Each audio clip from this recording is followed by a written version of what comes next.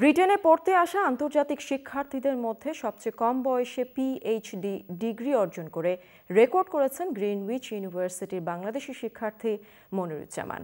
মাত্র 23 বছর বয়সে ফার্মাসিউটিক্যাল সায়েন্সে গবেষণায় অসামান্য সফলতার মধ্য দিয়ে ব্রিটেনের সবচেয়ে কম বয়সী বাংলাদেশি ডক্টরেট ডিগ্রিধারী হিসেবে রেকর্ড করেন তিনি। অন্তর্ভুক্ত হন বিজ্ঞানীদের শীর্ষ সংগঠন রয়্যাল ফার্মাসিউটিক্যাল সোসাইটির সর্বকনিষ্ঠ সদস্য হিসেবেও।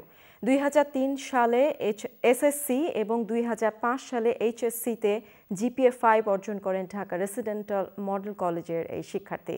ঢাকা বিশ্ববিদ্যালয়ে কিছুদিন পড়ার পর চলে আসেন লন্ডনে। রাজশাহীর খালগ্রাম হাই স্কুলের প্রধান শিক্ষক মোহাম্মদ নমির উদ্দিন মৃধার ছেলে মনিরের সফলতার বিস্তারিত জানাচ্ছেন আমাদের senior reporter Shahnewaz Rocky.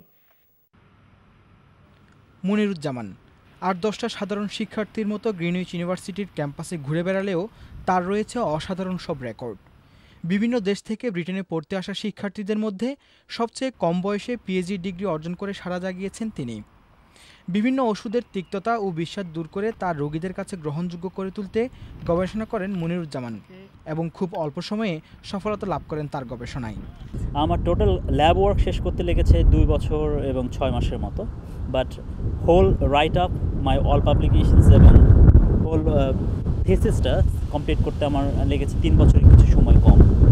মনিরুজ্জামানের research supervisor doctor Dennis জানান, ফার্মাসিউটিক্যাল বিষয়ে বিভিন্ন জার্নালে কৃতি এই শিক্ষার্থীর 16টি প্রবন্ধ প্রকাশিত হয়েছে।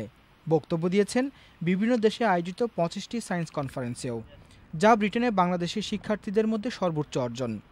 এত অল্প বয়সে ছাত্রের এমন অসামান্য অর্জনে গর্বিত তিনিও। I'm very proud about Mohammed, and this one is a very important achievement. We don't have a lot of students, they complete their PhD studies at this very young age, and this requires a lot of discipline and a lot of hard work and also some talent. So I think Mohammed combined all these things together. ওষুধে ঝাঁঝালো ও তিক্তস্বাদ দূর করে গবেষণা সফলতার পর তা নিয়ে আরও বিশদ গবেষণা করছেন মনির। তার এই গবেষণা সফল হলে শুধুমাত্র ব্রিটেনের ওষুধ শিল্পেই 43 বিলিয়ন পাউন্ড সাশ্রয় হবে বলে জানান তরুণ এই গবেষক। এতে শিশুদের তিক্ত স্বাদের ওষুধ খাওয়ানো নিয়ে ঝামেলা পোহাতে হবে না বাবা মাকে।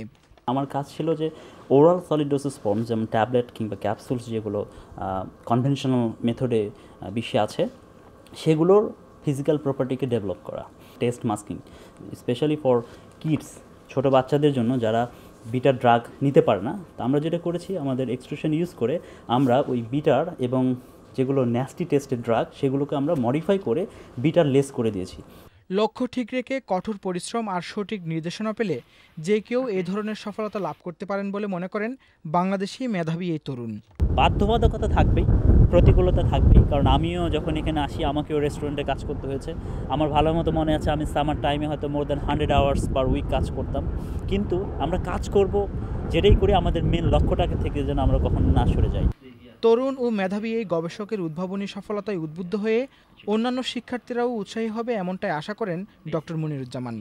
তার এই আশাকে বাস্তবে রূপান্তর করতে গ্রিনউইচ ইউনিভার্সিটির ফেলো রিসার্চার হিসেবে অন্যান্য শিক্ষার্থীদের গবেষণায় সাহায্য করছেন বাংলাদেশি এই তরুণ বিজ্ঞানী। Shahnewaz Rocky, channels television, Chatham, Kent.